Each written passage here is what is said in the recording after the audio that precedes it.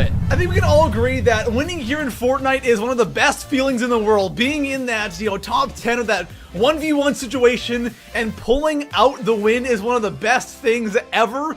And it can be tough, though, to win in this game consistently. So if you're someone who is struggling to win in this game, today I'll be going over 5 things that you're probably doing wrong. And if you fix a couple of these things, I guarantee you'll see a lot more wins. Of course, guys, if you are new to the channel and you want to see more Fortnite's top 5 videos, make sure to hit that sub button.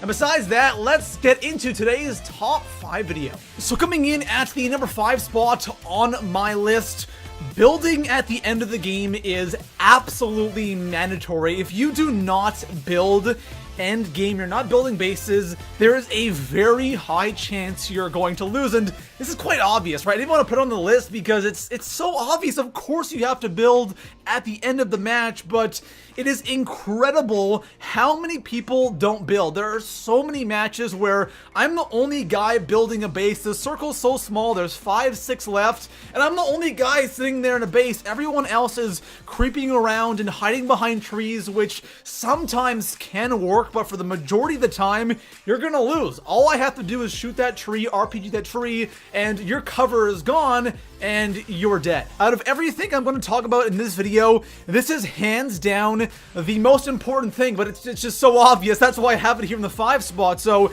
if you want to see more wins, end game, especially when that circle starts getting small, make sure you're constantly building bases. If you build and your base is outside the circle, move in the circle and build right away. Now, when it comes to end game, like there's only a couple people left, make sure you're building with brick or steel. Don't even, if you have to do wood, you can, but brick and steel is so much nicer than using wood. It gets destroyed so fast, especially there's RPG spam at the end, so make sure you have enough materials for the end game. But if you build more at the end of the game, I guarantee you're gonna see a ton more wins. So coming in at the number 4 spot on my list, please don't hide behind trees.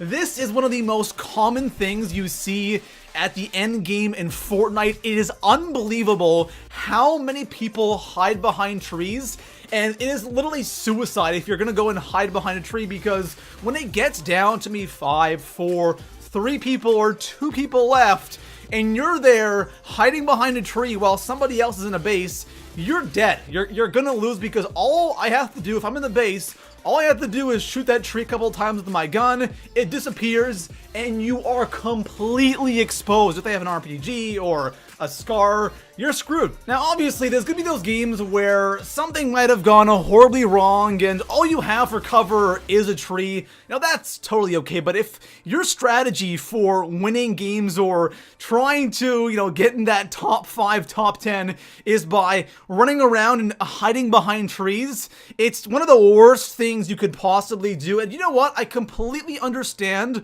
why people still do this, because I did it all the time as well. My thinking was, you know what, at the end of the match, I don't want to build like crazy and give away my position. I'm just going to go ahead and hide behind trees and objects, and that way I'll kind of like sneak my way into the top 5 or, that 1v1 situation, and it never ends well. You'll get lucky sometimes, but the majority of your games are going to end in death. So when it comes to end game, don't hide behind trees and objects, just build and you'll win a ton more. So coming in at the number 3 spot on my list, rushing bases is a tricky thing in Fortnite. There's one way you should do it, and then there's one way that you shouldn't do it. The proper way, of course, is build up to the base and then just one pump the guy in the face, you're good to go. That's the ideal way of rushing a base here in Fortnite. Then there's another way that a lot of people love doing this, especially at the end of the match, is when they have nowhere else to hide, they will go to the bottom of your base and just sit there. This is something that I can completely relate to, because I used to do this all the time when Fortnite first came out. You always think that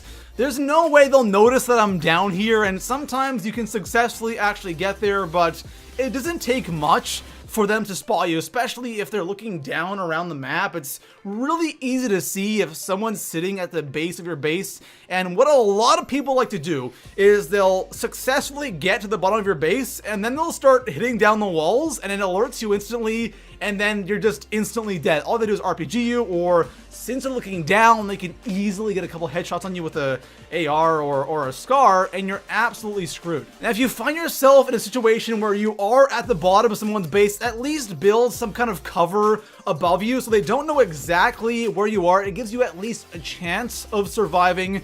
Don't just sit there hoping they won't see you, because guys, I'm sorry, there's a very good chance that they will see you, they will spot you, and you're going to lose the game. So coming in at the number 2 spot on my list, I want to talk about end game loot, because one thing you see a lot of people doing is trying to improve their loadout at the end of a match, because there is always tons of loot laying around, especially as you get closer to that 1v1 situation.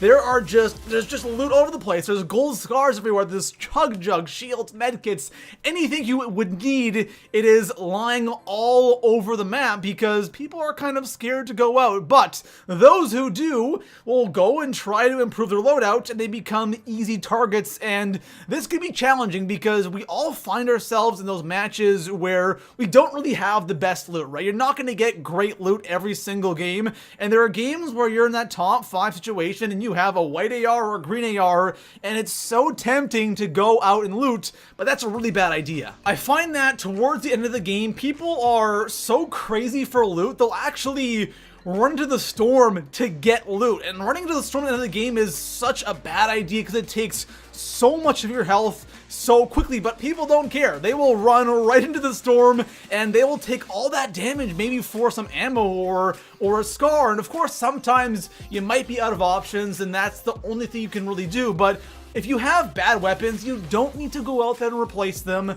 You're probably good with what you have. If you're building, if you're doing all that stuff, you should be fine. You don't have to go crazy for the loot end game, and there's probably going to be an opportunity to grab something as you're moving. So don't go crazy for loot end game, guys. It's not a big deal. You can win with what you have. So coming in at the number 1 spot on my list, this definitely isn't the most important thing when it comes to winning game. That belongs to building, but this is something that is still very important, and it's kind of underrated. It kind of surprises me how important it actually is, and I don't think about it all that much, and that's the RPG. I think the RPG is the king of endgame, and I think if you have an RPG, you have a significant advantage over everybody else, especially if you have the gold RPG, because then you can really kill people with it. The blue and purple are all right. The blue is actually really bad with killing people, but the gold, my gosh, this thing absolutely wrecks. And if you can manage to get an RPG, if you can manage to get good positioning with your base, you should have absolutely no problem winning. Most of the time though, at the end of the game, we're just not gonna have RPGs. You just don't get them all that often. The only time you really get them is you get really, really lucky and you get them from a chest, or you happen to kill somebody and they have an RPG, but even then, the chances of getting one are still incredibly slim. Now, the one thing that I do notice when playing is when you want to get a gold RPG, the best way to do it consistently every single game is wait kind of towards the end of the game. Not like really, really towards the end when you're like top 5 or like when the circle is really small, but as the circle is kind of getting smaller and smaller, 2 supply drops will start spawning in at once. Those I find always drop either gold scars, gold RPGs, and sometimes gold snipers, but most of the time I'm always getting gold RPGs from those, and it's perfect because it's just before you really want to establish yourself in an area with your base, so you have time to do this if you want. But even then, it can be very, very tough. But if you do get one, again, it's so good, it's so powerful, and if you have that height advantage, you have that base, and you're raining down on people, you're just unstoppable. It's crazy powerful. So there we have it, guys. That is going to conclude today's top 5 video, and I really recommend following all these things if you're struggling to win. Again, the most important thing is building. If you build endgame, I promise you guys are going to get a ton more wins. Besides that, guys, if you haven't already, drop a like, subscribe for more Fortnite top 5s, and I'll see you guys in the next one. Peace out.